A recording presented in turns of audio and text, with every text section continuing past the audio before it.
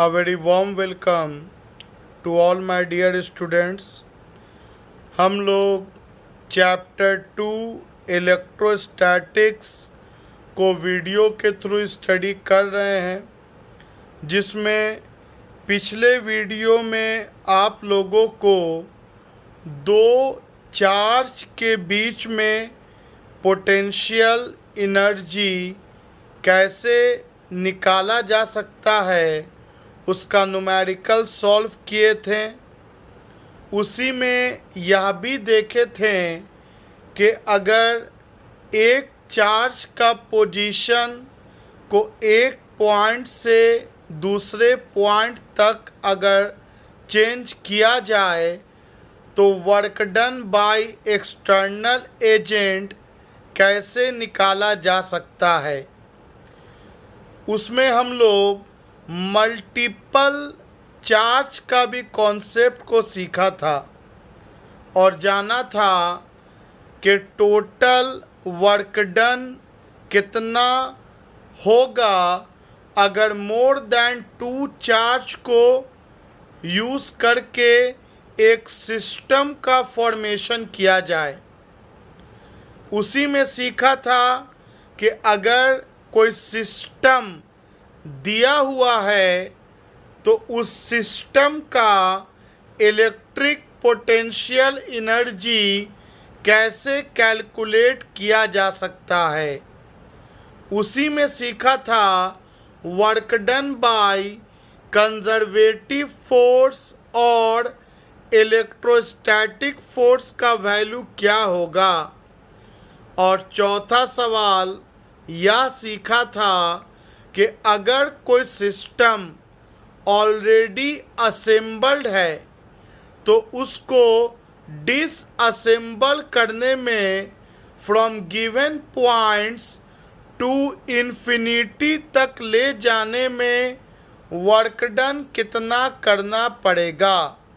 और ऑब्जर्व किए थे कि जितना वर्क डन इन्फिनिटी से लाने में करना पड़ेगा उसमें निगेटिव का निशान अगर लगा दें तो उतना ही वर्क डन उस सिस्टम से इन्फिनिटी तक पहुंचाने में करना पड़ेगा। उसी में मैंने आप लोगों को दो क्वेश्चन होमवर्क में दिया था कि 2 microcoulomb -3 microcoulomb 6 microcoulomb and -4 microcoulomb का चार्ज एक स्क्वायर के चारों कॉर्नर पर है। स्क्वायर का साइड लेंथ 1 मीटर है, तो इस सिस्टम का पोटेंशियल एनर्जी फाइंड करना है।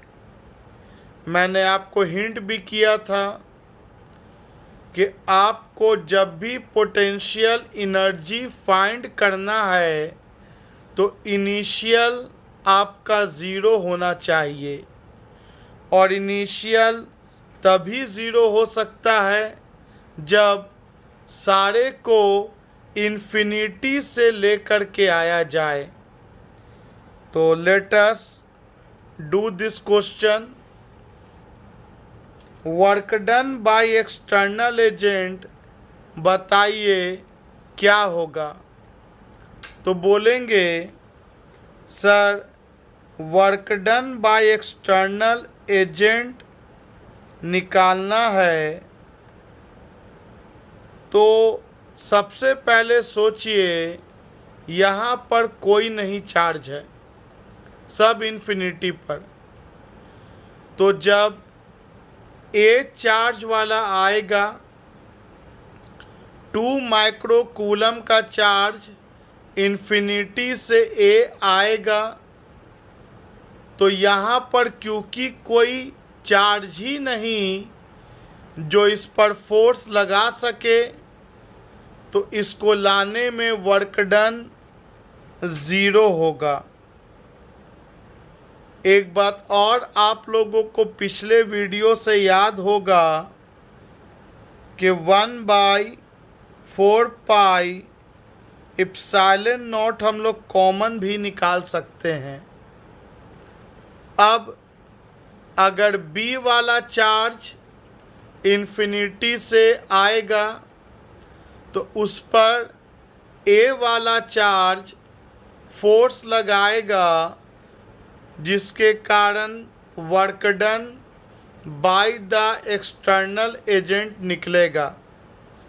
और दो चार्ज के बीच का वर्क डन जब इन्फिनिटी से लाया जाए तो 1/4 पाई इप्सिलॉन नॉट कॉमन निकाल चुके हैं। एक पेयर बनेगा क्यूए चार्ज का और क्यूबी चार्ज का, और दूरी ए से बी तक का, प्लस अब 6 माइक्रो कूलम को इन्फिनिटी से पॉइंट सी पर अगर लाएंगे तो इस पर दो चार्ज फोर्स लगाएगा, ए वाला भी और बी वाला भी, जिसके कारण 1/4 पाई इप्सिलॉन नॉट तो बाहर आ गया। एक जोड़ा बनेगा ए के साथ सी का, दूरी ए से सी के बीच में, और एक जोड़ा बनेगा बी के साथ सी का एंड दूरी बी से सी के बीच में। अब जब हम डी चार्ज को लाएंगे, डी पर वाले चार्ज को लाएंगे, तब ए वाला भी फोर्स लगाएगा, बी वाला भी फोर्स लगाएगा और सी वाला भी फोर्स लगाएगा। इस कारण 1/4 पाई इप्सिलॉन नॉट तो कॉमन, एक पेयर बनेगा एक का डी के साथ, दूरी ए से डी, बी का डी के साथ, दूरी बी से डी, एंड फाइनली सी का डी के साथ, दूरी सी से डी। टोटल वर्क डन इतना ही होगा। आप इसी सवाल को 1.5 पेज में भी बना सकते हैं पूरा थ्योरी लिख करके, और आपको बनाना चाहिए दोनों मेथड से। कैसे लिखते हैं?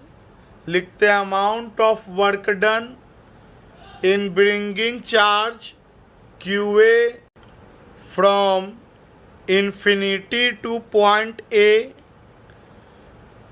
दूसरा लिखते हैं amount of work done in bringing -3 micro coulomb from infinity to point B in the presence of 2 micro coulomb. ऐसा हम लोग कुछ किया है पिछला वीडियो में, आपको याद आ रहा होगा। इसके लिए लिखते हैं amount of work done in bringing charge 6 micro coulomb from infinity to point C in the presence of 2 micro coulomb and -3 micro coulomb. And lastly लिखते हैं amount of work done in bringing -4 micro coulomb from infinity to point D in the presence of charges 2 micro coulomb -3 micro coulomb and 6 micro coulomb. और फिर बारी बारी सबका W1, W2, W3 and W4 निकालते हैं, और उसके बाद इस स्टेप पर आकर के सबको ऐड करते हैं। तो आइए मैं इस सवाल को सॉल्व कर देता हूं।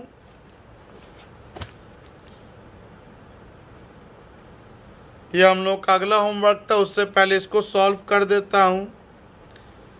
तो एक बार मैं यहाँ पर वैल्यू लिख लेता हूँ ताकि बार बार पीछे ना पलटना पड़े।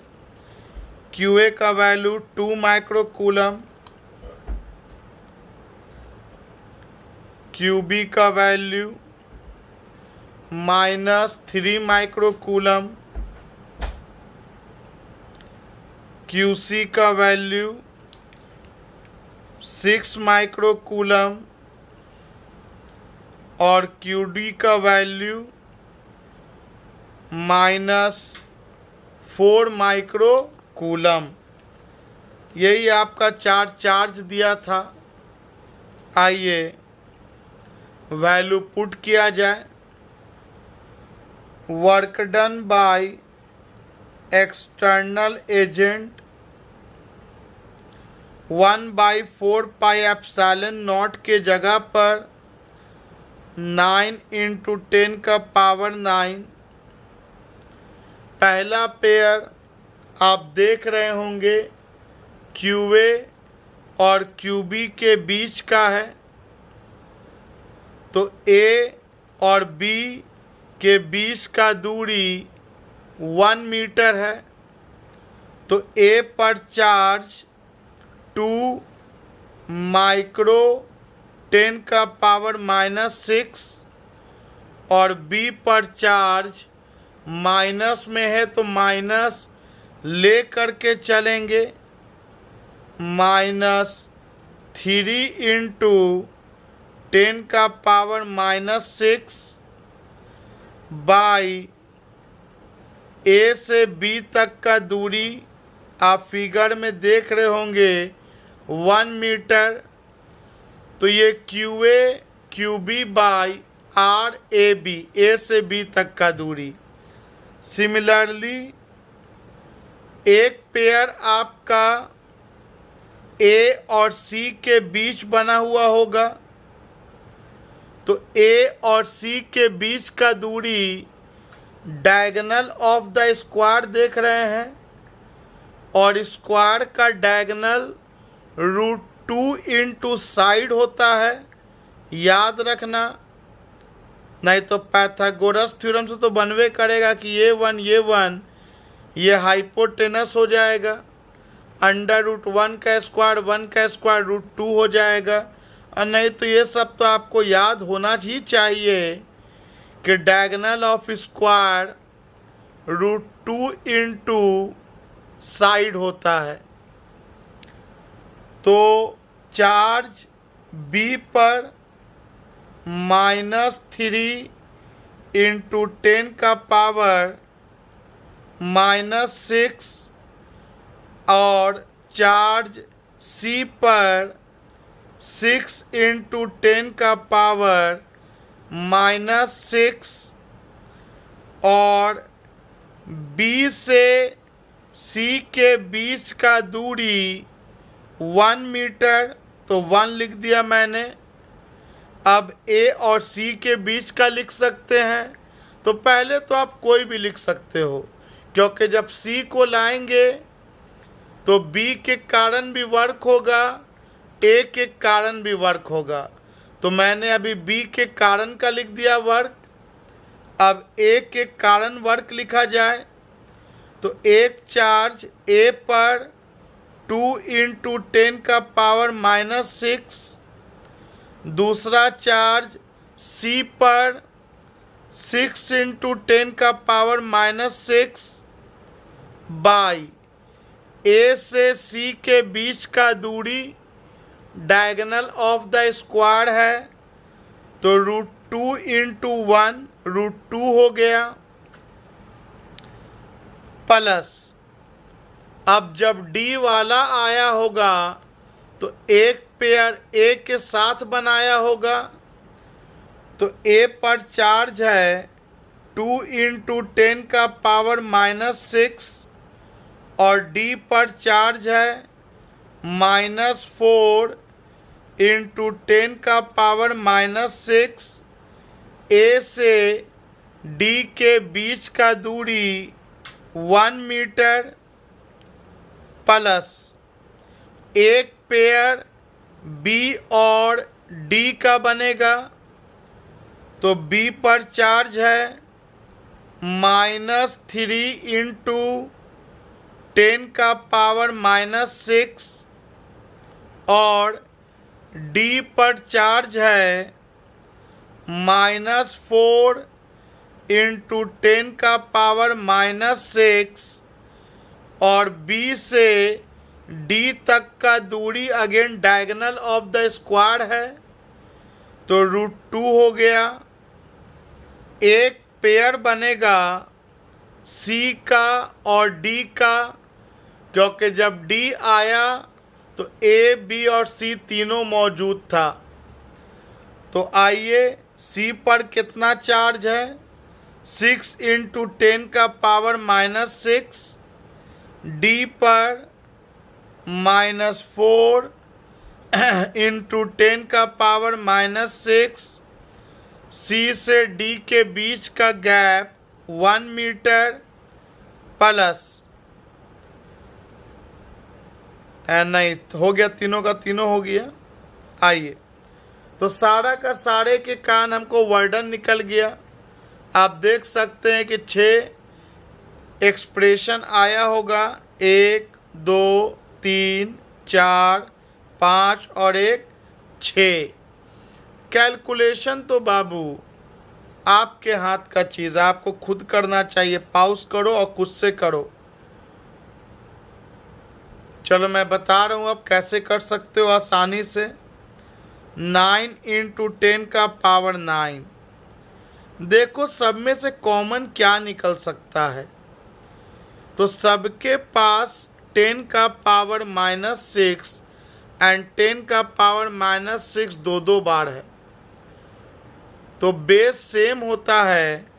तो 10⁻⁻6 और -6 -12 हो जाएगा। तो सबसे कॉमन निकाल लिया 10⁻⁻12 तो कॉमन निकल गया। अब आते हैं बचा क्या, तो -3 इंटू 2 -6 बचा। नीचे 1 लिखो या मत लिखो। सिमिलरली -3 इंटू 6 -18, 6 इंटू 2 12, लेकिन नीचे में √2 मौजूद है। अगला आते हैं माइनस इंटू प्लस माइनस,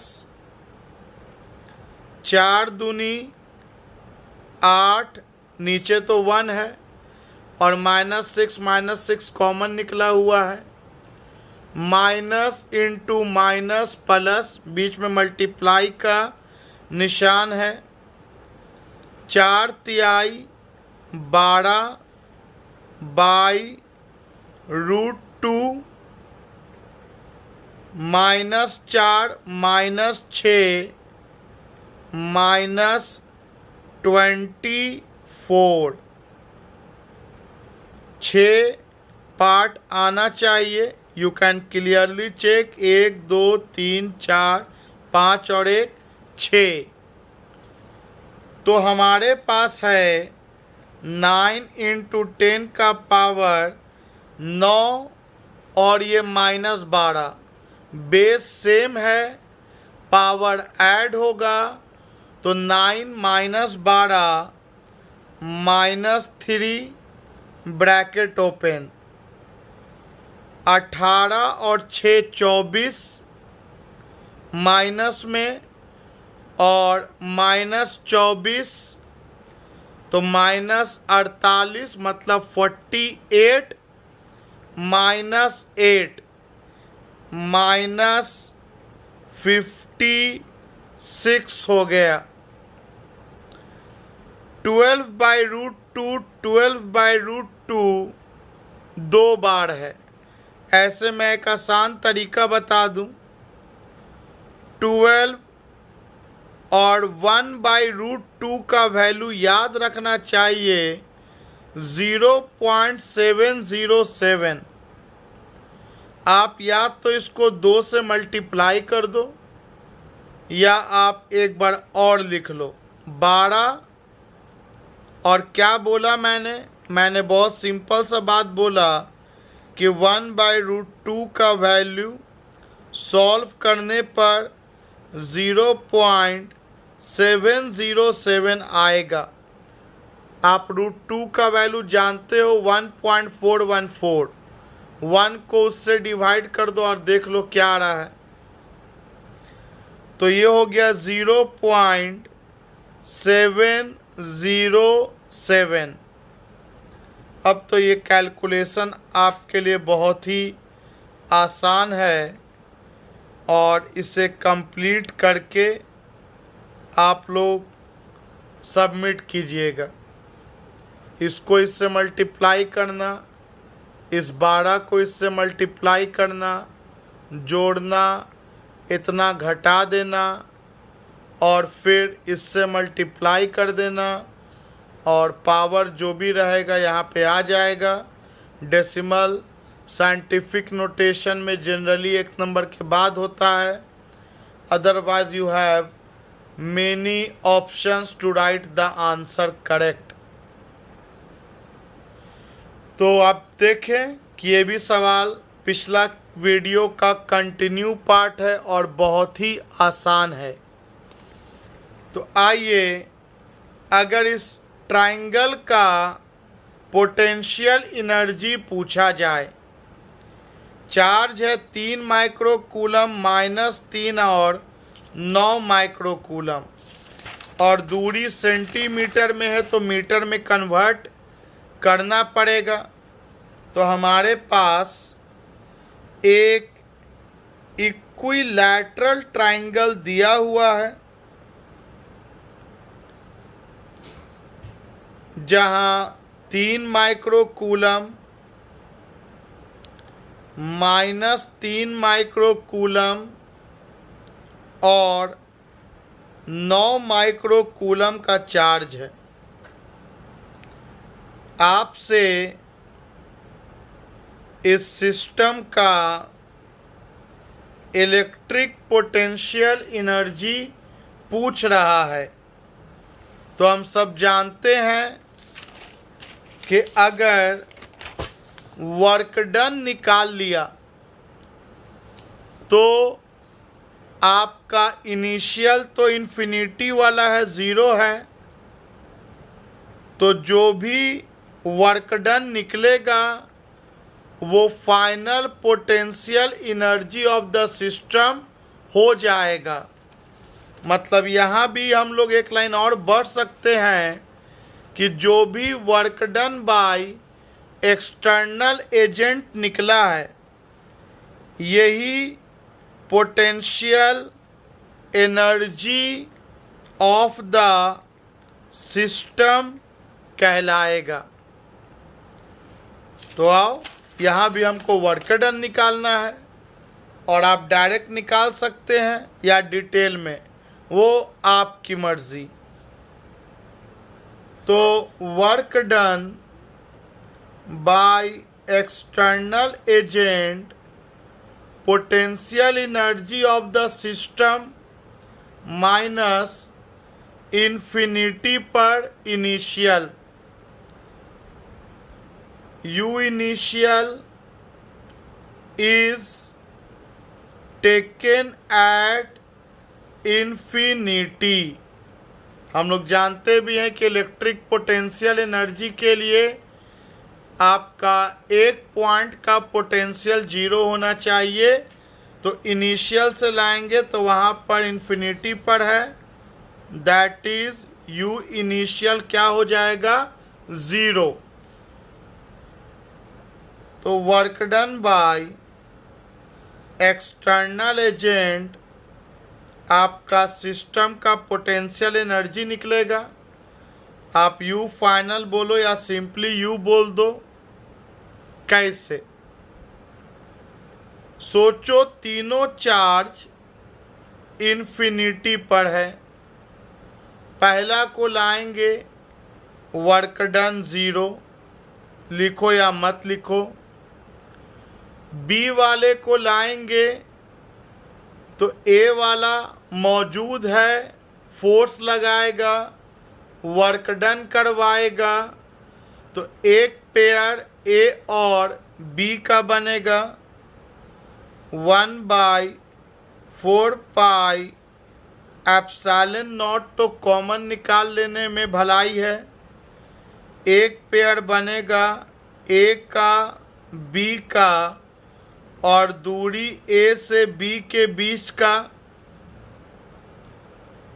जब सी को लाएंगे ए भी मौजूद, बी भी मौजूद, तो एक पेयर बनेगा सी का ए के साथ क्यू ए क्यू सी और दूरी ए से सी तक का, और एक पेयर बनेगा बी के साथ सी का।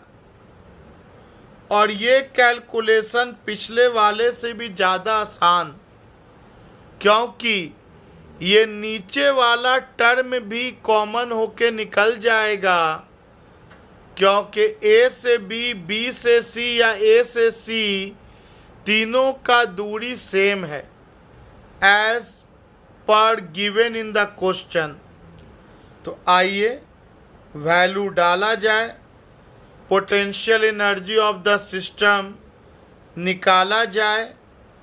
तो 9 × 10⁹ बाई 10 सेंटीमीटर कॉमन निकाल लेंगे बाहर। सेंटीमीटर को मीटर में कन्वर्ट करने आप लोगों को बाखूबी आता है। 10⁻² से मल्टीप्लाई कर लो। अब एक चार्ज क्यू ए और एक क्यू बी, और सब में माइक्रो माइक्रो 2 बार है, तो 10⁻12 को भी कॉमन निकाल लो। वो आपकी मर्जी, समझ पा रहे हो तो निकालो, नहीं समझ पा रहे हो तो वैल्यू यहीं डाल दो और उसके बाद निकालो बाहर कॉमन। -12 कहाँ से आया? हम देख पा रहे हैं कि सारे चार्ज में माइक्रो मतलब 10⁻⁻6, और 2 बार माइक्रो होगा तो 2 माइक्रो को बाहर निकाल दिया। अब ए पर चार्ज है 3, माइक्रो तो बाहर निकला हुआ है, और बी पर चार्ज है -3, माइक्रो तो कॉमन हो करके बाहर निकला हुआ है और दूरी भी बाहर निकला हुआ है। प्लस ए पर चार्ज है 3 और सी पर है 9, प्लस बी पर चार्ज है -3 और सी पर चार्ज है 9। सॉल्व कर दो। 9 × 10⁻⁹ -3, नीचे वाला हिस्सा -2 +1 -1, ऊपर जाएगा +1, ब्रैकेट ओपन, -3 × 3 -9 +27 -27। तो ये तो कैंसिल हो गया, +27 -27, तो आपको आया 9 × 9 81 × 10⁻⁻2 जूल, या -81/100 -2 नीचे जाएगा तो +2 मतलब 100, तो -0.81 जूल। आई होप कैलकुलेशन आप खुद से भी कर रहे होंगे।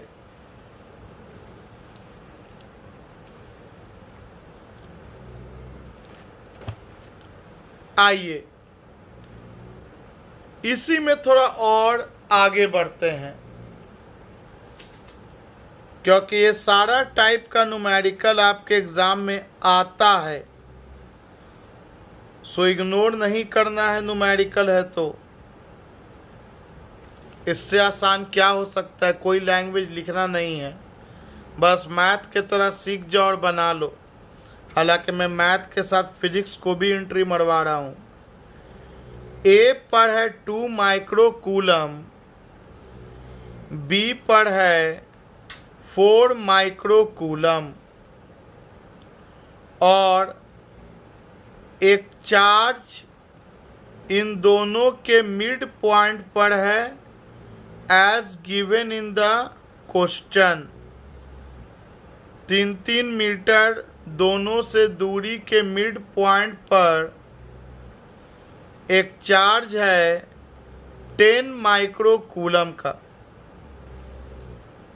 एंड अकॉर्डिंग टू क्वेश्चन इसको एम से एन 4 मीटर तक ले जाया गया। तो आपसे 2 सवाल पूछ सकता है। If 10 micro coulomb is taken from M to N, find work done by external agent in this process, या change in potential energy of the system। भाई मेरे दोनों तो एक ही बात है, आप बहुत अच्छे से जानते हो कि जो भी वर्क डन हुआ होगा इस 10 माइक्रो कूलम को M से N तक ले जाने में, वही तो सिस्टम का पोटेंशियल एनर्जी में चेंज के बराबर होगा। तो आइए मैं सवाल लिख देता हूं। सवाल है, in the given figure if 10 microcoulomb is taken from M to N,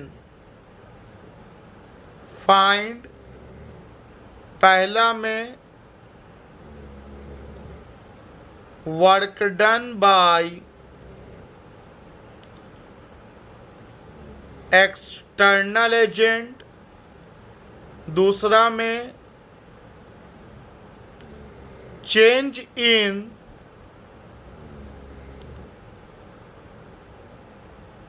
electric potential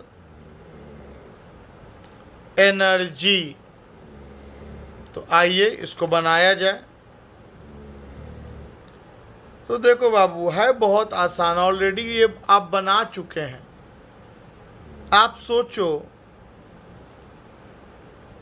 पहले ये सिस्टम ऐसे था, 4 माइक्रो कूलम, इस मिड पॉइंट पे 10 माइक्रो कूलम, यहाँ पर 2 माइक्रो कूलम। आप में से कितने लोग अभी निकाल सकते हैं इसका पोटेंशियल एनर्जी?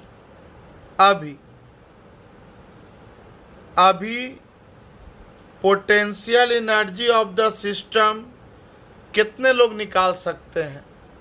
उम्मीद है सभी लोग। सोचेंगे ये तीनों इन्फिनिटी पर था, पहले ए को लाएंगे, फिर M को लाएंगे, फिर B को लाएंगे और वर्क डन निकल जाएगा, which will be equal to potential energy of the system, क्योंकि इनिशियल आपका 0 है। तो चलो, सबसे पहले क्या बोला, भले मुझे इसको m से n ले जाना है, n बाद में सोचोगे, जब ये m पर है तो आप पहले निकाल लो initial potential energy of given system. तो आपका इनिशियल इलेक्ट्रिक पोटेंशियल एनर्जी होगा, एक को लाने में तो बर्डन 0, दूसरा को लाएंगे तो एक पेयर बनेगा एक का और m का, तो 1/4 pi epsilon not QA charge QM charge by A से M तक का दूरी प्लस, अब 4 माइक्रो कूलम को लाओगे तो A वाला भी फोर्स लगाएगा, M वाला भी फोर्स लगाएगा, तो एक पेयर A और B के बीच, एक पेयर M और B के बीच। आई होप बहुत आसान लगना चाहिए अब आपको, अगर आप लिखते हुए प्रैक्टिस किया है पूरे दिल से। तो एक पेयर बनेगा A और B के बीच, दूरी A से B तक का, और एक पेयर बनेगा M और B के बीच और दूरी M से B तक का। अब सोचो, ये इनिशियल हुआ, अब ये 10 माइक्रो कूलम को यहाँ से गैप कर लो। जस्ट फॉरगेट दैट कि यहाँ पर 10 माइक्रो कूलम है, ये यहाँ से N पॉइंट पर आ गया। अब सोचो, A, B और N एक सिस्टम है, कितने लोग पोटेंशियल एनर्जी सिस्टम का निकाल सकते हो? तो बोलेंगे इसके लिए सर A से N तक का दूरी पता होना चाहिए। बिल्कुल पता हो जाएगा। ये 4 मीटर दिया है, ये 3 मीटर दिया है, पाइथागोरस थ्योरम से ये 5 मीटर आ जाएगा।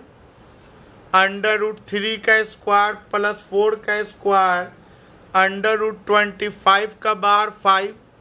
सिमिलरली B और N के बीच का भी दूरी आप निकालोगे तो पाइथागोरस थ्योरम से ये भी 5 ही आपका आएगा। तो चलो, पहला चार्ज जब A वाला आएगा तो कोई वर्क डन नहीं करना पड़ेगा, 0 होगा। जब N वाला आएगा, ऑलरेडी A मौजूद है, तो एक पेयर A और N का बनेगा, और जब B वाला आएगा तो A और N दोनों मौजूद है, तो एक पेयर A और B का और एक पेयर N और B का। तो आइए हम लोग final electric potential energy of system का एक्सप्रेशन लिखते हैं, और सिस्टम का फिगर आप क्लियरली देख चुके। डेफिनेटली आपको हर बार कोशिश करनी चाहिए कि पॉज कीजिए, खुद से लिखिए। तो फाइनल हो जाएगा 1/4 पाई एप्सिलॉन नॉट, एक पेयर बनेगा एक का और N का, और दूरी A से N के बीच, और जब B वाला आएगा तो एक पेयर बनेगा A और B के बीच और दूरी A से B के बीच का। और जब आपका B पर N वाला भी लगाएगा A के अलावा, तो एक पेयर बनेगा 1/4 पाई एप्सिलॉन नॉट N का B के साथ। उम्मीद है आप लोग अपने से भी यही लिखा होगा कि पहला वाला जब आएगा तो वर्क डन 0, दूसरा वाला आएगा तो ये लगाएगा, और तीसरा वाला आएगा तो ये भी लगाएगा और ये भी लगाएगा, तो पेयर बनेगा। अब कुछ लोगों को कंफ्यूजन कुछ अलग तरह का रहता है। वो सोचते हैं कि ज़रूरी है कि A ही को पहले लाएं, फिर N को लाएं, फिर B को लाएं। ना रे बाबू, कोई ज़रूरी ना है। सिस्टम बनाना है, आप किसी को भी पहले लाओ, आपका इक्वेशन नहीं बदलेगा। और मैं इस कंफ्यूजन को दूर कर दूं। सोचो, पहले अगर मैं B को लाऊं, फिर N को लाऊं और फिर A को लाऊं, मेरी मर्जी, किसी को भी पहले ला सकते हैं, सिस्टम ही तो बनाना है। तो जब तुम B को लाओगे पहले, तो वर्क डन तो 0 होगा क्योंकि कोई है नहीं। जब N को लाओगे तो N और B के बीच पेयर बनेगा, तो एक पेयर बनेगा N के बीच और B के बीच। अब जब तुम A को लाओगे तो B वाला भी फोर्स लगाएगा और N वाला भी, तो A वाले का पेयर बनेगा B के साथ भी और A वाले का पेयर बनेगा N के साथ भी। तो आप थोड़ा अपने आंसर से मिला के देखो, हम जो यहाँ लिखा, N और B के बीच का पेयर है। हाँ, N और B के बीच का पेयर है, ठीक। A और B के बीच का पेयर है। हाँ, A और B के बीच का पेयर है। बाकी तो आप जानते हो, दूरी लिखेंगे into 1/4 pi epsilon not. A और N के बीच का पेयर है। हाँ, A और N के बीच का पेयर है। तो ये कन्फ्यूज़न तो आपको उम्मीद है कि दूर हो गया होगा कि आपको सिस्टम बनाना है, तो आप किसी को भी पहले ला सकते हैं। तो चलो, initial potential energy of system है, final potential energy of system है, और सवाल क्या था, work done by external agent निकालना है। तो बोलेंगे कि पहला और दूसरा सवाल एक साथ बन जाएगा, क्योंकि work done by external agent होता है change in electric potential energy, final potential energy minus initial potential energy. और ये अगेन कैलकुलेशन करके आप जमा करोगे। आप एक बार इसको कैलकुलेट कर लो, एक बार इसको कैलकुलेट कर लो, और दोनों को घटा दो, तो एक साथ आपको work done by external agent भी मिल जाएगा and change in electric potential energy भी मिल जाएगा। ये तो है कि बन गया, लेकिन सुनो, बुक में कुछ स्टेप्स को नहीं दिखाता। मैं रीज़न देता हूं क्यों। देखो, अगर यहाँ तक समझ गए हो, बना सकते हो तो बनाओ, नहीं तो एक और बात मैं एक्स्ट्रा बता रहा हूँ। ये समझ में आया तो अच्छी बात है, कैलकुलेशन तेज़ी से होता है। तो सुन लो ध्यान से, हम M से N को मूव कराया, तो ए और बी के पोजीशन में कोई चेंज नहीं, मतलब ये कंफर्म था कि शुरुआत का पोटेंशियल एनर्जी जब लिख रहे थे और बाद का पोटेंशियल एनर्जी जब लिख रहे थे तो ये वाला टर्म दोनों में रहेगा, और क्योंकि घटाना है तो ये कट जाएगा। तो बहुत लोग इस टर्म को दिखाते ही नहीं है आंसर में, क्योंकि वो जानते हैं कि ये दोनों में कॉमन टर्म है। इनिशियल पोटेंशियल एनर्जी में भी वही चार्ज वही दूरी, फाइनल पोटेंशियल एनर्जी में भी वही दोनों चार्ज और वही दोनों दूरी, और घटाना ही है तो सेम वैल्यू को सेम वैल्यू से घटाएंगे तो कट जाएगा।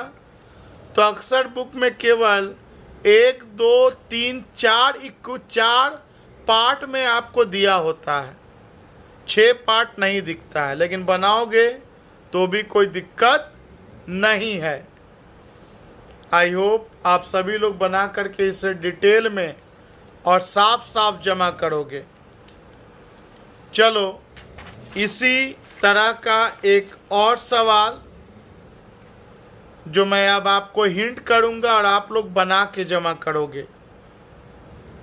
याद रखना कि अब तो कम से कम आपसे चेंज इन पोटेंशियल एनर्जी बहुत आसानी से निकलना चाहिए, लेकिन एज यू ऑल नो इसके बाद भी दिक्कत है।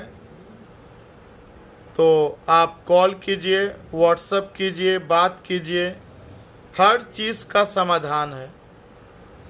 ऐसा कुछ भी नहीं जिसका सॉल्यूशन ना हो।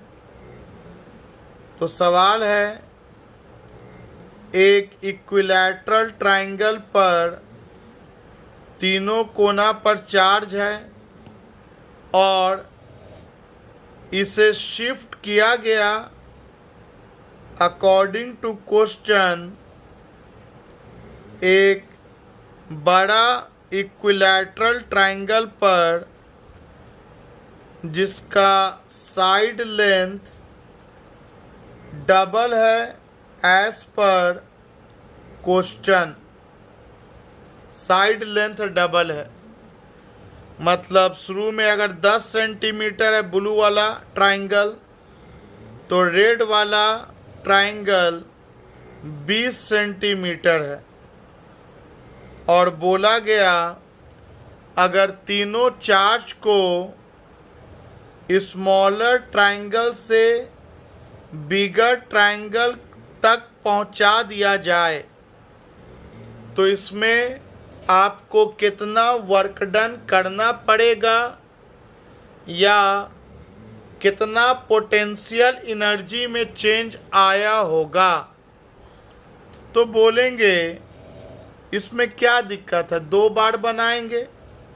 एक बार इनिशियल पोटेंशियल एनर्जी निकालेंगे, ब्लू वाला ट्रायंगल सिर्फ देखेंगे और ये आपको ऑलरेडी निकालने आता है। उसके बाद फाइनल पोटेंशियल एनर्जी निकालेंगे और फिर तो ट्रायंगल ही है मेरे भाई, बस 10 सेंटीमीटर के बजाय 20 सेंटीमीटर का इस्तेमाल करेंगे और ये चार्ज 1 2 और माइनस चार्ज बाहर के कोना पे आ जा रहा है अकॉर्डिंग टू क्वेश्चन। ए वाला ए डैश पे, बी वाला बी डैश पे, सी वाला सी डैश पे। तो ये तीनों चार्ज के बीच जो सिस्टम का फॉर्मेशन हुआ उसका पोटेंशियल एनर्जी आपको लिखने आता है। ऑलरेडी इसी वीडियो में ट्रायंगल वाला मैंने आपको बताया। तो ये भी ट्रायंगल वाले का निकाल लो, छोटा ट्रायंगल ये बड़ा ट्रायंगल, बट साइड लेंथ का डिफरेंस है। तो work done by external agent पूछे या change in electric potential energy पूछे, आप घटा दो, जो भी होगा आंसर जूल में आएगा। तो आपसे छोटा ट्रायंगल से बड़ा ट्रायंगल कर सकता है, छोटा स्क्वायर से बड़ा स्क्वायर कर सकता है। और क्योंकि कंजर्वेटिव फोर्स है तो 1 माइक्रोकूलम वाला ए से ए डैश सीधा चल जाए या ऐसे घूम के जाए उससे कोई फर्क नहीं पड़ता, केवल इनिशियल से मतलब और फाइनल से मतलब। आइए अब हम लोग पोटेंशियल एनर्जी का न्यूमेरिकल्स बेस्ड कुछ कंसेप्चुअल क्वेश्चंस को डील करते हैं जो अक्सर सीबीएसई या कंपटीशन में आता है। पहला सवाल, 3 charges -q + q -q are placed at equal distances on a straight line. If the potential energy of the system of 3 charges is 0, find ratio capital Q by small q। तो देखो सवाल ये कह रहा कि 3 चार्ज है, small q minus में capital Q plus में स्मॉल q माइनस में इक्वल दूरी पे रखा हुआ है स्ट्रेट लाइन में। पहले इतना फिगर बना लो। तो एक स्ट्रेट लाइन है, उस पर -q +q और -q रखा है इक्वल दूरी पर। तो दूरी को तुम L मान लो, R मान लो, जो मानो। चलो ये सवाल का है पहला लाइन।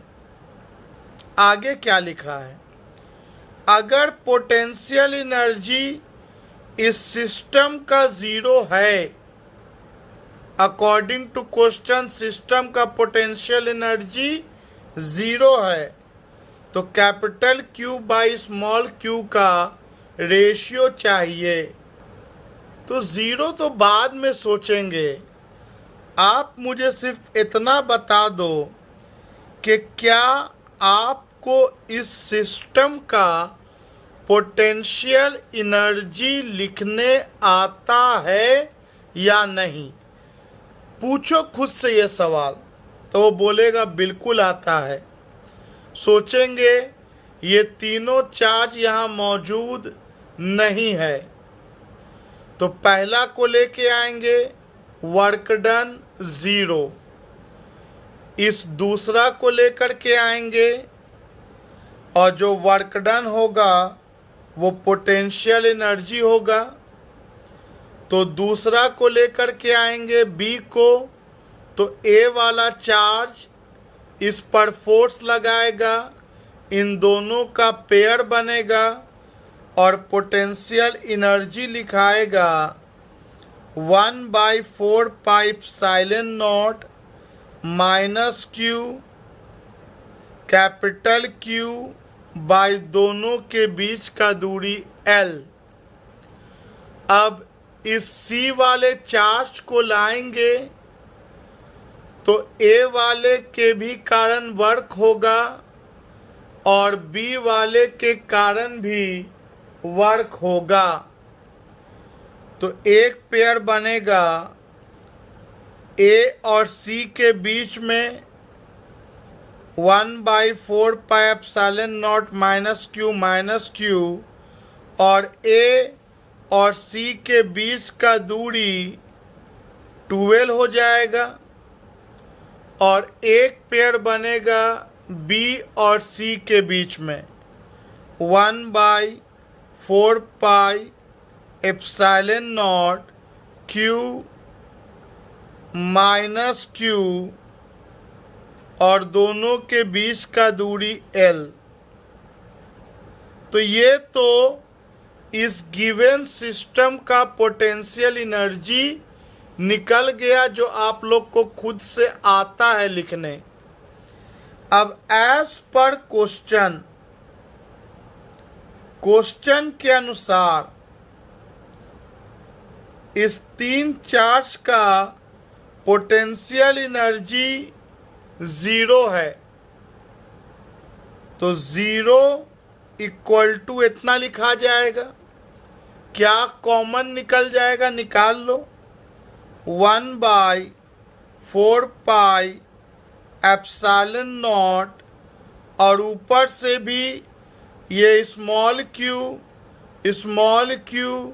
और स्मॉल क्यू और माइनस समेत आपका बाहर आ गया।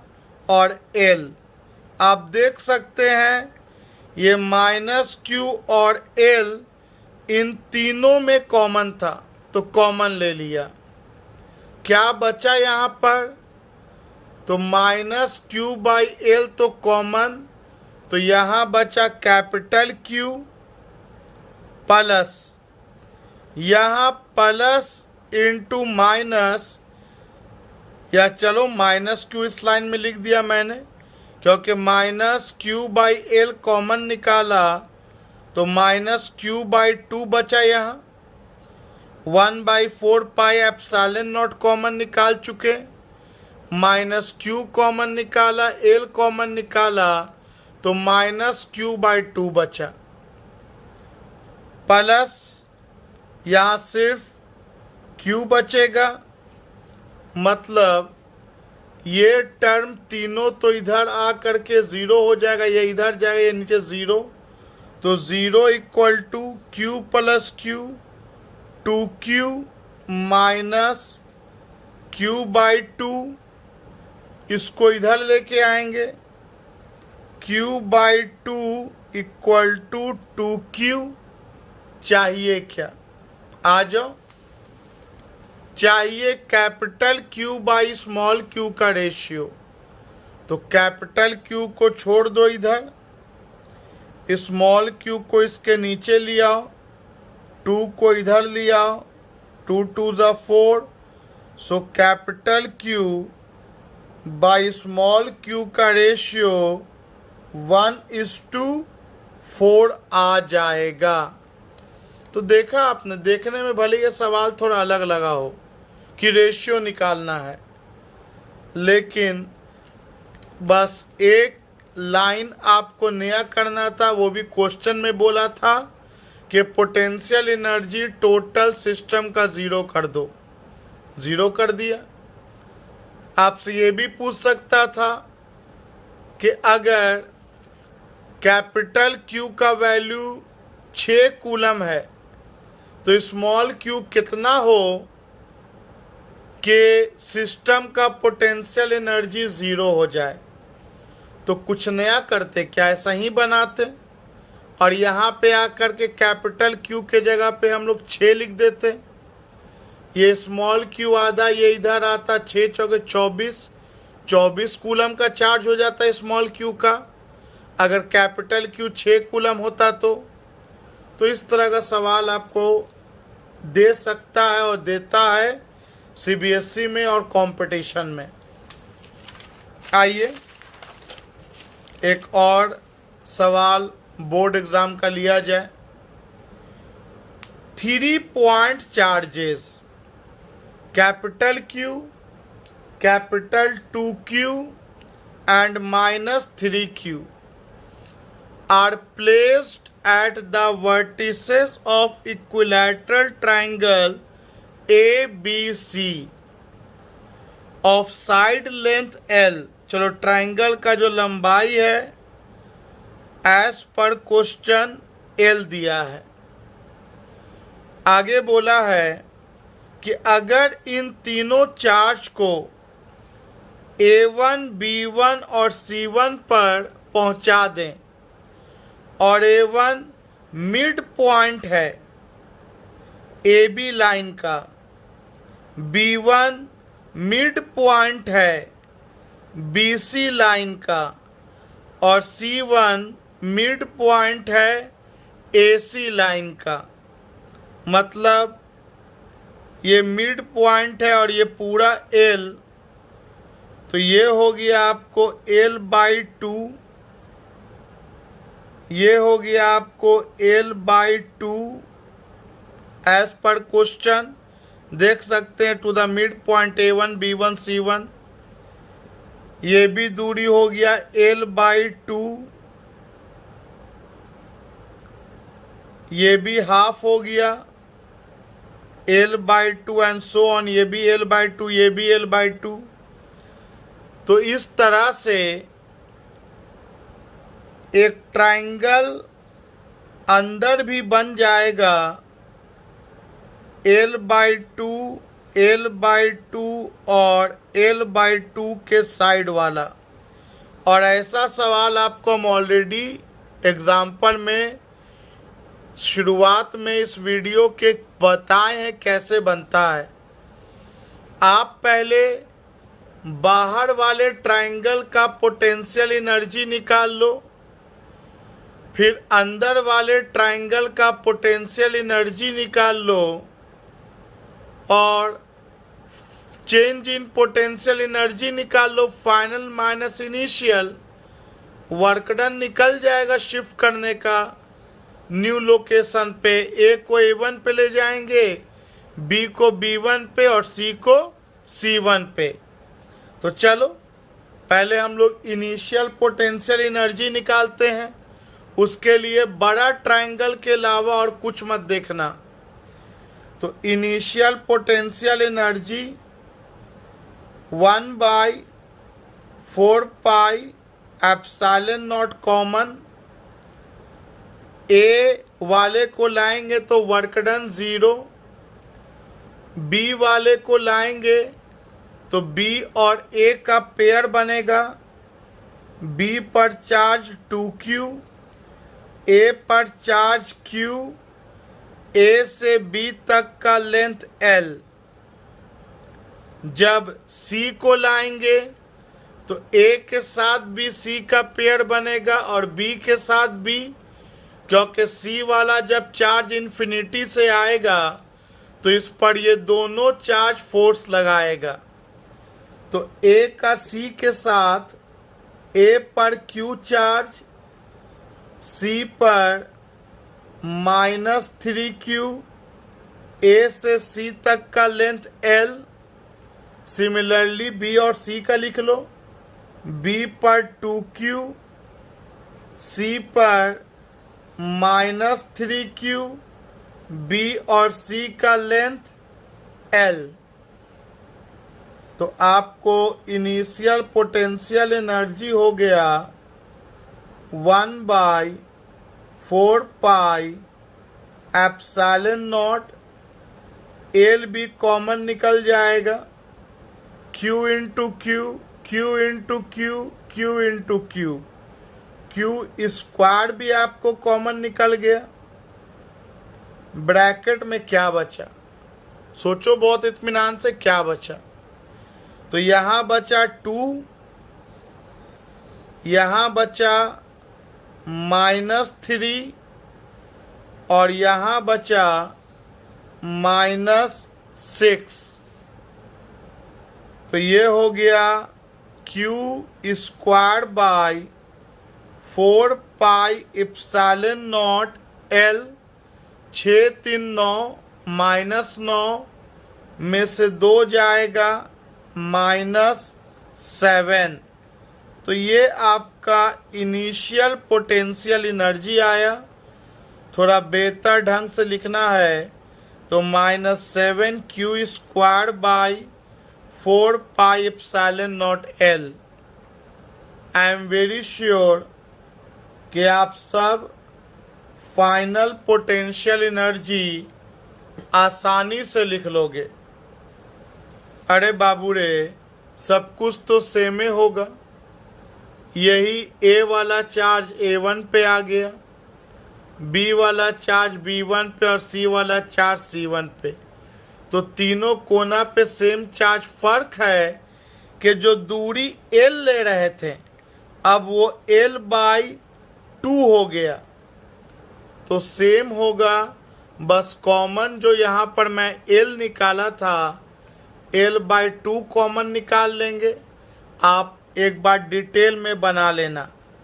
मैं सीधा लिख रहा हूँ कि मेरे को आएगा -7 Q² बाई 4πε0 और L के जगह पे बाहर L/2, तो ये 2 ऊपर जाएगा तो -14Q² बाई 4πε0L। तो एक पोटेंशियल एनर्जी इनिशियल और ये आया फाइनल।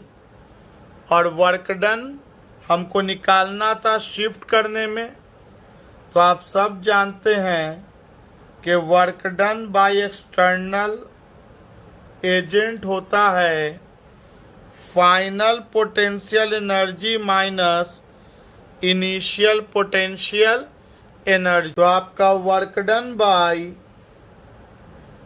एक्सटर्नल एजेंट हो जाएगा फाइनल वाला -14Q² बाई 4πε0L और इनिशियल वाला -7Q² by 4πε0L।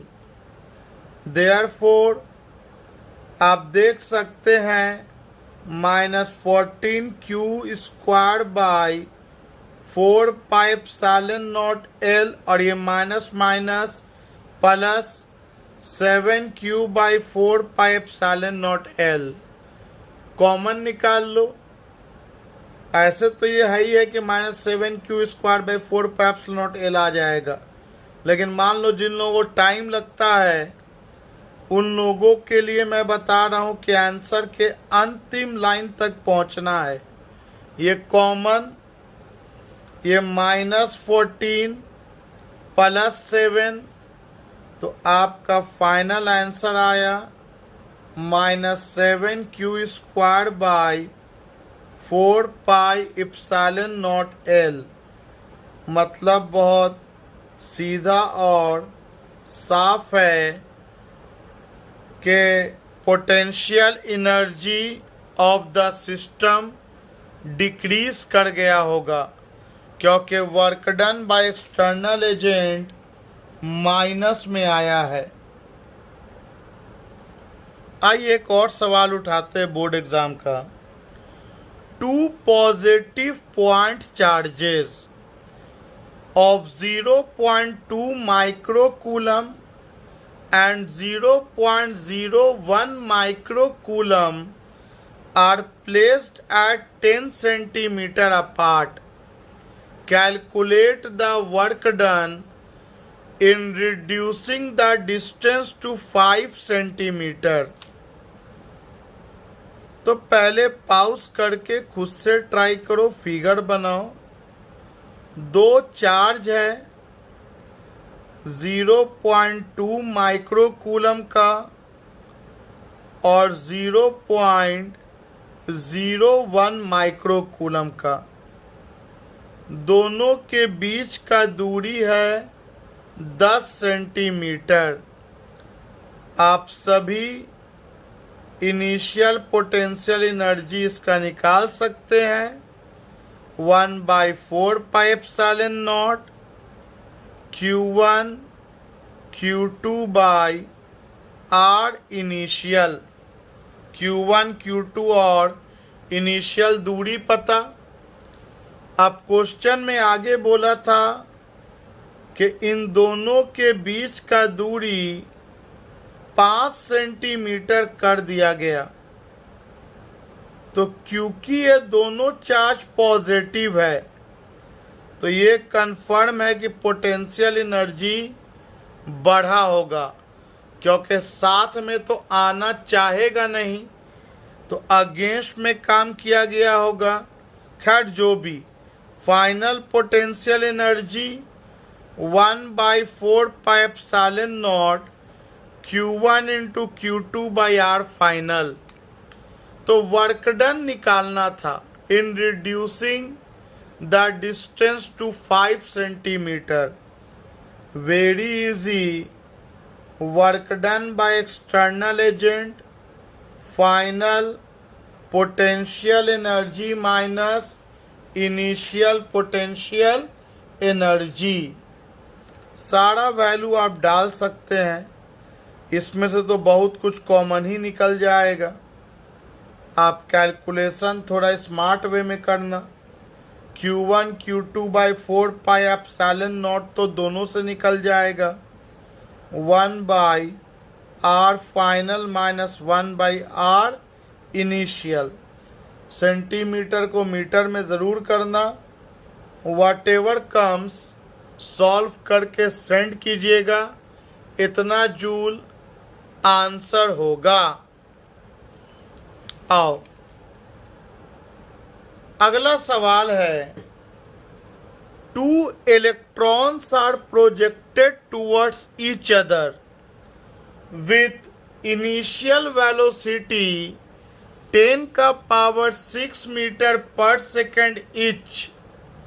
Find what will be the closest distance of approach between them. पाउस करो, सोचो क्या किया गया। एक भी लाइन, एक भी पॉइंट खुद से बात करके सोचा करो। तो सवाल में लिखा है कि 2 इलेक्ट्रॉन है।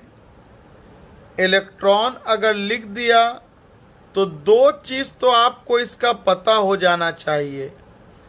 एक, इसका मास आप सभी को याद होना चाहिए, और दूसरा इसका चार्ज सभी को याद रहना चाहिए। तो 2 इलेक्ट्रॉन है, एक Q1 इलेक्ट्रॉन और एक Q2। दोनों को एक दूसरे की तरफ प्रोजेक्ट कर दिया गया और दोनों को सेम स्पीड से प्रोजेक्ट किया गया, सेम स्पीड से 10 का पावर 6 मीटर पर सेकेंड। सेम स्पीड से दोनों को प्रोजेक्ट किया गया एक दूसरे की तरफ। याद रखना, शुरू में दूरी नहीं दिया है, मतलब दोनों के बीच का गैप इन्फिनिटी होगा, इन्फिनिटी होगा। क्योंकि इलेक्ट्रॉन एक इलेक्ट्रॉन की तरफ आना नहीं चाहेगा। अगर प्रोजेक्ट दिया गया मतलब शुरुआत में एक दूसरे से कोई मतलब नहीं है। ये इन्फिनिटी एक दूसरे पे कोई फोर्स नहीं लगाएगा। लेकिन जैसे जैसे ये लोग नज़दीक आएगा तो निगेटिव में रिपल्सन होगा।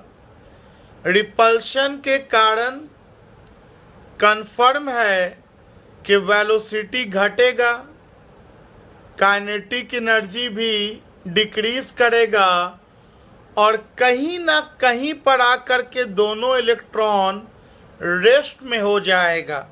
मीन्स दोनों का फाइनल वेलोसिटी 0 हो जाएगा, और जितना गैप बच जाएगा वही हमें पता करना है। क्योंकि ये लोग एक दूसरे की तरफ तब तक आता रहेगा जब तक वेलोसिटी है। रिपल्सन तो हो रहा है, लेकिन वेलोसिटी के कारण काइनेटिक एनर्जी जो डिक्रीज करेगा, करते करते कहीं ना कहीं पे वेलोसिटी 0 होगा, और यही जो गैप होगा that will be the distance of closest approach. I hope आप लोग क्वेश्चन को अप्रोच कर चुके हैं, समझ चुके हैं कि दोनों इलेक्ट्रॉन को एक दूसरे की तरफ प्रोजेक्ट किया गया। तो देखो, ये सब जो क्वेश्चन बनेगा वो कंजर्वेशन लॉ ऑफ एनर्जी से बनेगा। Total energy of the system constant रहेगा, मतलब कि जितना टोटल एनर्जी इनिशियल में रहेगा, शुरुआत में रहेगा, उतना ही फाइनल में रहेगा। Initial total energy equal to final total energy. तो इनिशियल में एक बार पोटेंशियल एनर्जी देखेंगे इनिशियल का, काइनेटिक एनर्जी देखेंगे इनिशियल का, पोटेंशियल एनर्जी देखेंगे फाइनल का, काइनेटिक एनर्जी देखेंगे फाइनल का, और कोई एनर्जी इसमें इन्वॉल्व हो नहीं रहा है। तो पोटेंशियल एनर्जी आप सबको फॉर्मूला पता, 1/4πε0 इलेक्ट्रॉन पर चार्ज -e, एक और इलेक्ट्रॉन पर -e, और शुरुआत में दोनों के बीच का दूरी इन्फिनिटी, प्लस शुरुआत में kinetic energy half into mass into speed का स्क्वायर, और दोनों का काइनेटिक एनर्जी लिखेंगे, टोटल एनर्जी लिख रहे हैं। तो ये इनिशियल पोटेंशियल एनर्जी और ये इनिशियल काइनेटिक एनर्जी। फाइनल क्या होगा? तो बाबू रे, जब ये लोग एक दूसरे की तरफ बढ़ेगा तो जैसा कि मैंने बोला वेलोसिटी घटेगा, और घटते घटते एक जगह पर दोनों का वेलोसिटी 0 हो जाएगा। मान लो इन दोनों इलेक्ट्रॉन का वेलोसिटी r दूरी रहते हुए 0 हो गया, तो इसी r का वैल्यू हमें पता करना है। Generally distance of closest approach को r0 से इंडिकेट करते हैं, जनरल साइन है, r से भी करो कोई दिक्कत नहीं। तो बताओ फाइनल में पोटेंशियल एनर्जी क्या लिखोगे? बोलेंगे 1/4πε0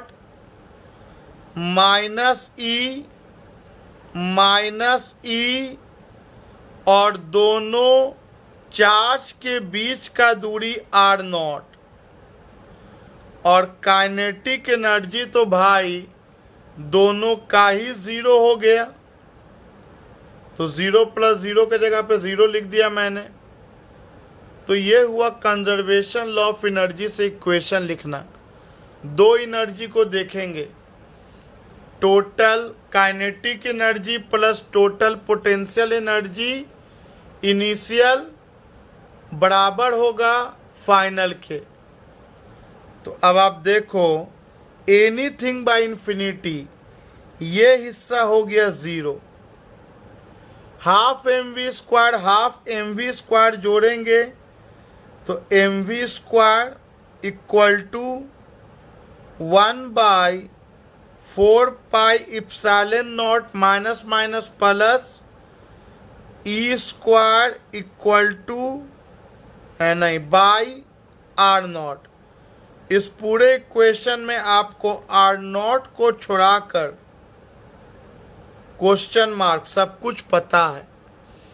आपको इलेक्ट्रॉन का मास पता, इलेक्ट्रॉन का स्पीड पता, 1/4πε0 और इलेक्ट्रॉन पर चार्ज पता।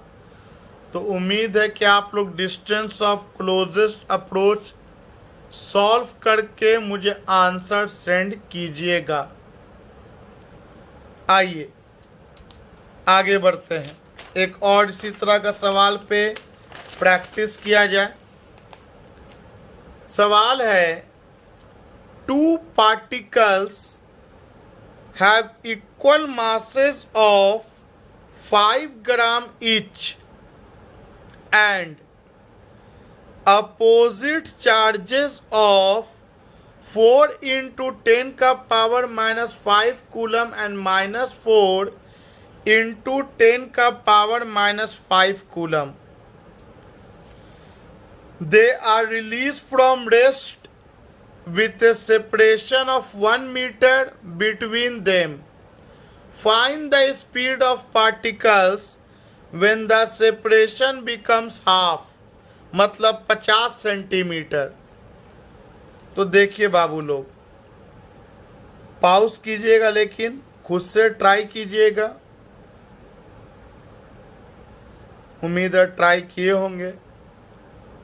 तो दो चार्ज है, दोनों का मैग्नीट्यूड सेम है, नेचर अपोजिट है, डेफिनेटली एक डाइपोल का फॉर्मेशन है। खैर जो भी, दोनों के बीच का शुरुआत का दूरी भी दे दिया, आर इनिशियल 1 मीटर। एक चार्ज माइनस क्यू कह सकते हैं और एक plus Q. R initial 1 metre, rest से रख के छोड़ा, दोनों को यहाँ पे रख के छोड़ दिया। बाबू रे, इसको भी रख के छोड़ा इनिशियल 0, इसको भी रख के छोड़ा इनिशियल 0, लेकिन क्या 0 रह पाएगा? बोलेंगे नहीं सर, दोनों एक दूसरे पर फोर्स लगा रहा है, दोनों एक दूसरे को अट्रैक्ट करेगा और एक दूसरे की तरफ आगे बढ़ेगा। और क्योंकि दोनों का मास सेम है, दोनों का मास सेम है, ये भी 5 ग्राम और इसका भी मास 5 ग्राम। पता है सेम मास होने से क्या हुआ? क्या आपको पता है कि ज्यादा फोर्स कौन लगाएगा? आपको सब पता है, सोचा करो, ये पढ़ चुके हो कि म्यूचुअल फोर्स होता है। जितना फोर्स का मैग्नीट्यूड इसका होगा, सेम मैग्नीट्यूड इसका होगा, बस डायरेक्शन का अपोजिट है। और किसी मास पर फोर्स लगे तो उसके वेलोसिटी में चेंज आता है, मतलब एक्सेलरेशन होगा।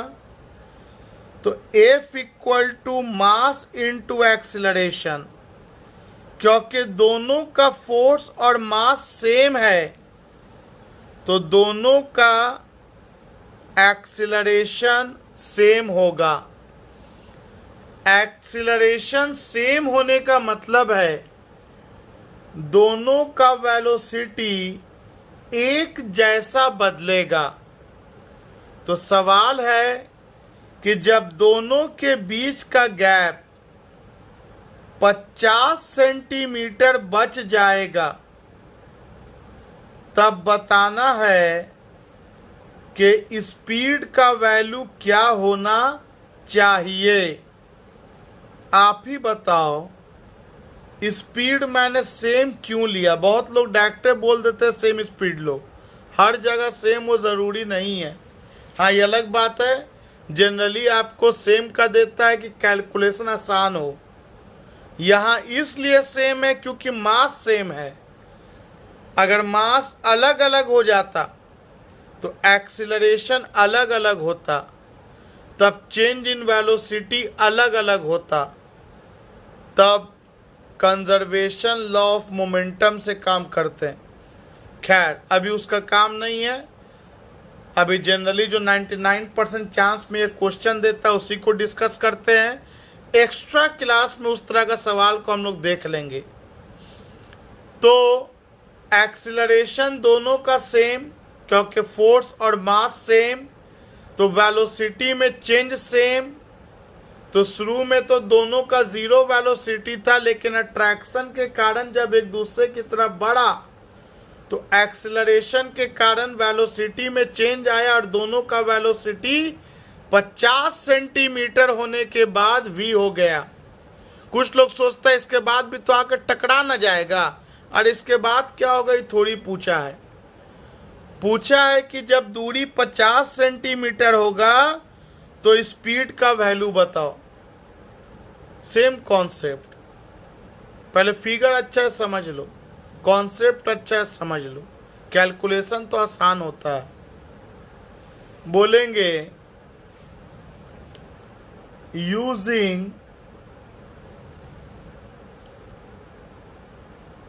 Conservation law of energy. शुरू में पोटेंशियल एनर्जी देखो, शुरू का काइनेटिक एनर्जी देखो, फाइनल पोटेंशियल एनर्जी देखो, फाइनल काइनेटिक एनर्जी देखो। और इक्वेशन आप अपने से सोच लो क्या लिखाएगा। शुरू में पोटेंशियल एनर्जी इस बार होगा, हाँ सर, इन्फिनिटी थोड़ी है कि जीरो ले लेंगे। पोटेंशियल एनर्जी लिखेंगे 1/4 pi epsilon naught Q1 charge Q2 charge by R initial. जो Q1 Q2 दिया है वैल्यू डाल लेना, माइनस होगा माइनस लेके चलते हैं। काइनेटिक एनर्जी शुरुआत में तो ज़ीरो है क्योंकि दोनों का ही इनिशियल वेलोसिटी ज़ीरो है। स्टार्ट फ्रॉम रेस्ट एज पर क्वेश्चन। उसके बाद फाइनल पोटेंशियल एनर्जी क्या लिखाएगा, तो 1/4 pi epsilon naught Q1 into Q2 by centimetre को मीटर में बदल देना, फाइनल पोजीशन। और काइनेटिक एनर्जी बाबू दोनों का मास और स्पीड सेम है तो दोनों के पास हाफ mv² काइनेटिक एनर्जी होगा। इस पूरे इक्वेशन में आप v को छोड़ के सब कुछ पता है, देख लो सवाल। आसानी से इसको इधर लिया पहले तो इस तरफ लाएंगे तो Q1 Q2 by 4 pi epsilon not 1/R initial minus 1/R final. और इधर को जोड़ेंगे mv²। आप यहाँ से v का वैल्यू निकाल करके आंसर सेंड कीजिएगा। सब कुछ आपको वैल्यू क्वेश्चन में दिया है। ये तो है कि बना लिया, लेकिन सुनो थोड़ा, कुछ कुछ सुना करो। फिजिक्स पढ़ रहे हो, सिर्फ मैथ नहीं पढ़ रहे हो। देखो पहला सवाल में क्या हुआ। पहला सवाल में के पोटेंशियल एनर्जी था और कोई स्पीड का जिक्र नहीं किया, तो वो पोटेंशियल एनर्जी में ही चेंज हुआ। और पोटेंशियल एनर्जी पॉजिटिव कंफर्म आएगा क्योंकि बड़ा फाइनल होगा, क्योंकि ये लोग नज़दीक आना नहीं चाहता और आ गया, पढ़ा चुके हैं। दूसरा में ये कंक्लूजन करेंगे कि शुरू में इन लोगों के पास सिर्फ काइनेटिक एनर्जी था इनिशियल में, पोटेंशियल एनर्जी इन्फिनिटी दूरी होने के कारण ज़ीरो, और बाद में पोटेंशियल एनर्जी आ गया, काइनेटिक एनर्जी ज़ीरो हो गया। तो इसका मतलब इसमें कंक्लूजन निकाला कि kinetic energy converted into potential energy between the two charges, energy is conserved. ये सब बात सीखा करो, ज़रूरी है कि पूरा का पूरा काइनेटिक एनर्जी जो है वो कन्वर्ट कर गया पोटेंशियल एनर्जी में। उसके बाद हम लोगों ने इसमें सीखा कि शुरू में पोटेंशियल एनर्जी है और काइनेटिक एनर्जी जीरो, लेकिन बाद में पोटेंशियल एनर्जी भी है और काइनेटिक एनर्जी भी है। तो पता है क्या बोल सकते हो यहाँ, ये बोलोगे कि शुरू में जो भी पोटेंशियल एनर्जी है वो कुछ घट गया होगा और उसका कुछ हिस्सा कन्वर्ट कर गया होगा काइनेटिक एनर्जी में। चेक करके देख लो वैल्यू डाल के। अगर ये 100 जूल है फॉर एग्जाम्पल, तो ये कन्फर्म है कुछ ना कुछ जूल तो है। अगर ये 30 जूल हुआ तो इसका मतलब कि फाइनल पोटेंशियल एनर्जी 70, तब ना 100 = 100 हो सकता है। तो कंक्लूजन निकला तीसरा सवाल में कि पोटेंशियल एनर्जी इनिशियल में जो था ज़रूर वो घटा होगा, और वो उतना घटा है जितना हिस्सा वो काइनेटिक एनर्जी को इम्पार्टेड कर दिया है, दे दिया है। बाकी तो सवाल बन ही गया। ये कॉन्क्लूज़न होना ज़रूरी है आपके डेवलपमेंट के लिए ब्रेन का, और यही आपको बाकी लोगों से अलग भी बनाएगा और आपके आने वाले पढ़ाई को भी आसान करेगा। एक डेवलप्ड ब्रेन को पढ़ाना बहुत आसान होता है। आप सोच के देखो ना, आपको मैं बोलूँ आज चलो ABCD पढ़ाएंगे, कितना खुशी मिलेगा। कुछ लोग को तो मजाक भी लगेगा, क्योंकि आज आपका ब्रेन डेवलप्ड है ABCD के लिए, तो इसको भी ABCD टाइप बना लो आसान। आसान के लिए दो काम, ईमानदारी बरतो खुद के प्रति और खूब लिख लिख के प्रैक्टिस करो, खूब लिख लिख के प्रैक्टिस करो। और दूसरा, रिवीजन ज़रूर करते रहना पिछला जो भी पढ़ा चुके, क्योंकि मान लो इसको प्रैक्टिस करो और पिछला छोड़ दिए तो फिर भूलने में वक्त नहीं लगेगा। सो ठीक है, अगले वीडियो में हम लोग अब न्यूमेरिकल ना करके कॉन्सेप्ट लाएंगे इलेक्ट्रिक पोटेंशियल डिफरेंस और इलेक्ट्रिक पोटेंशियल का। ऐसे भी उसका थ्योरी पहला वीडियो में पढ़ाया था, उसका डिराइवेशन अगले वीडियो में हम लोग देखेंगे। तो आप लोग अब तक के सारे वीडियो को देख करके रखिएगा। बाकी एक्स्ट्रा न्यूमेरिकल्स तो एक्स्ट्रा वीडियो आप लोगों के लिए अलग से बन ही रहा है।